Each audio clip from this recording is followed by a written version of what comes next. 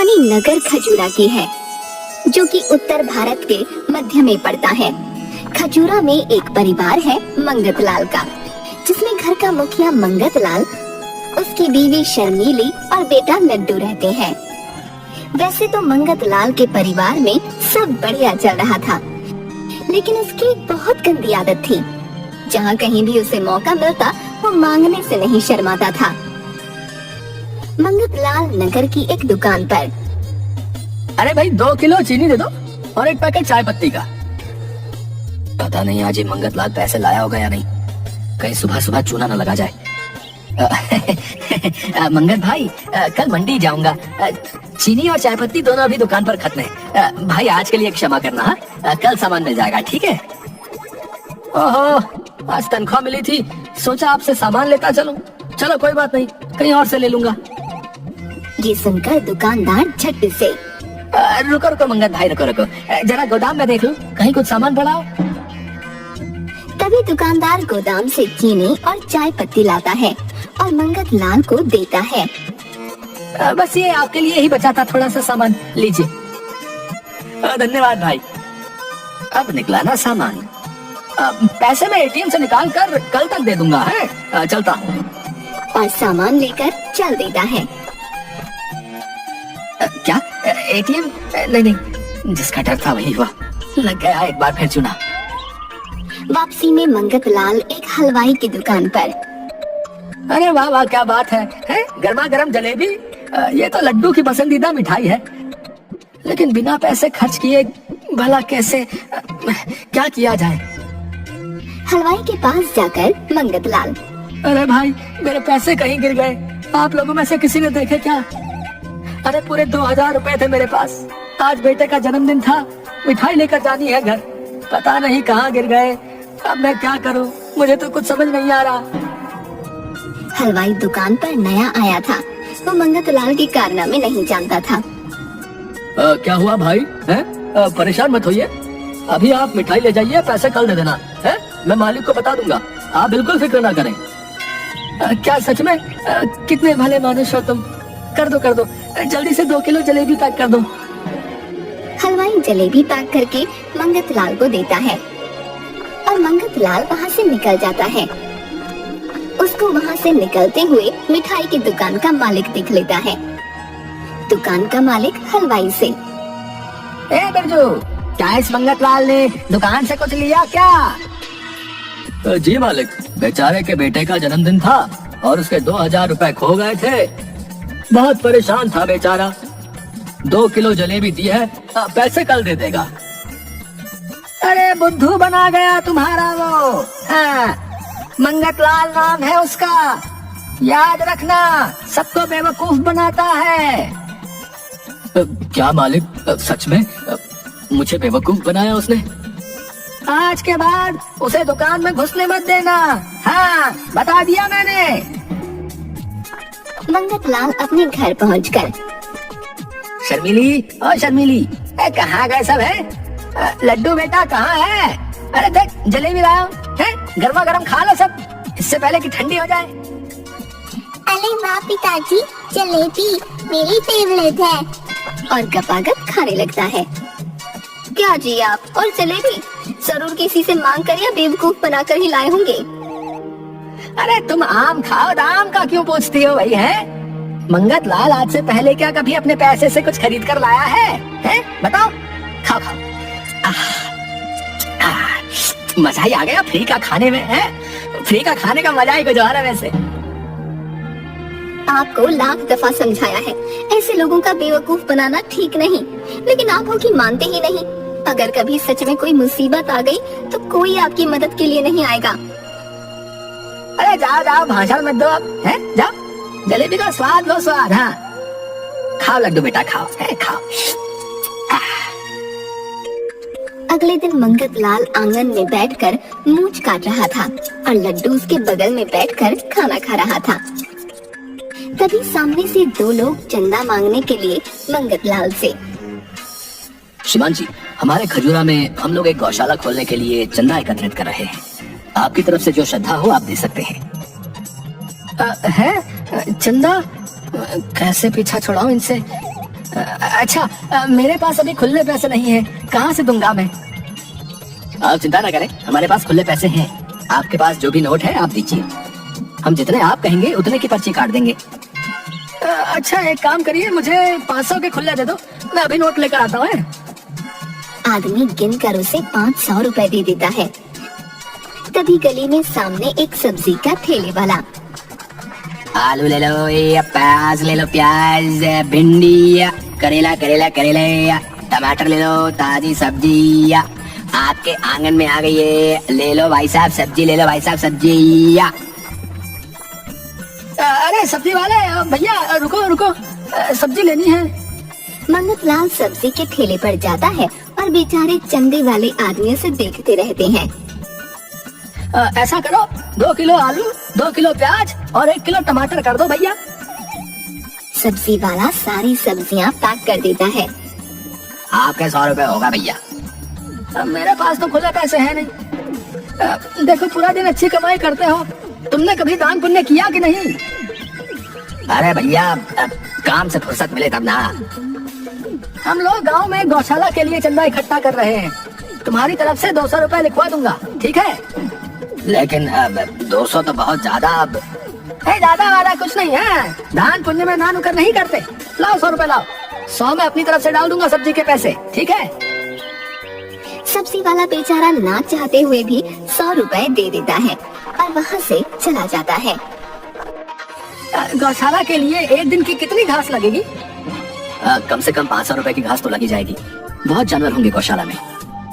आपके ये 500 रुपए मैं रखता हूँ और गौशाला के लिए 1 सप्ताह की घास गौशाला खुलते ही मैं पहुँचा दूंगा, ठीक है? आप लोगों का तो फायदा ही है ना, पूरे 1 सप्ताह की घास दान दूंगा। ठीक है, जैसा आप कहें। और वो आदमी वहाँ से चले जाते हैं।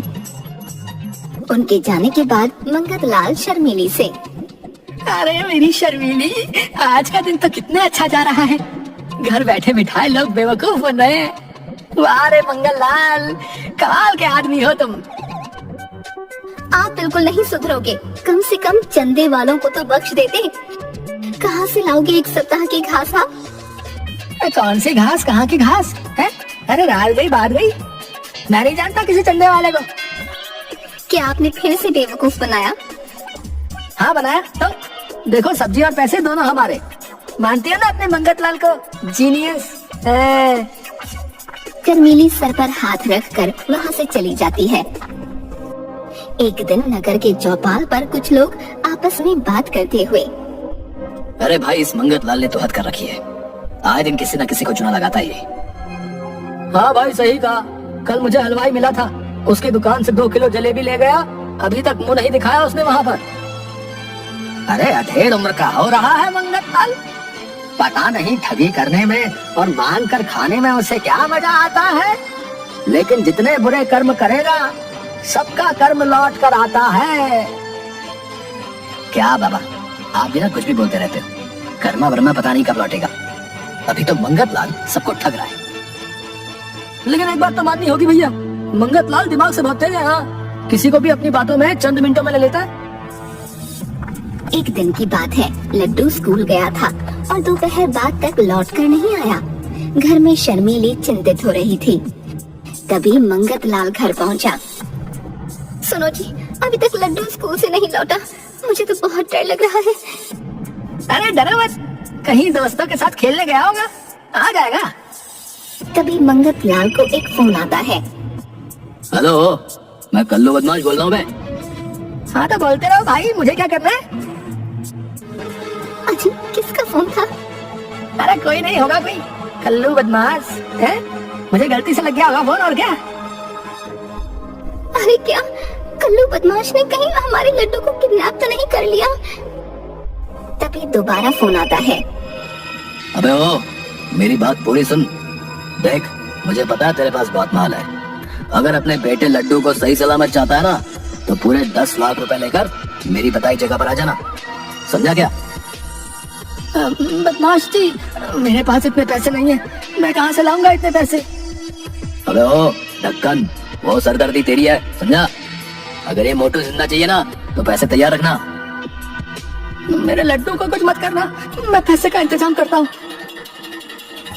उधर दूसरी तरफ लड्डू गुल्लों के पास। अरे दाली वाले अंकल, कुछ और लाओ ना, खाने को पेट नहीं भरा मेरा। सरदार, अगर ये मोटू इसी स्पीड से खाता रहा तो हम लोग कंगले हो जाएंगे। सुबह से 1000 के पकवान खा गया है। मुझे मोटू क्यों बोल रहा है वो? मेरे पेट को नजर लगाएगा क्या?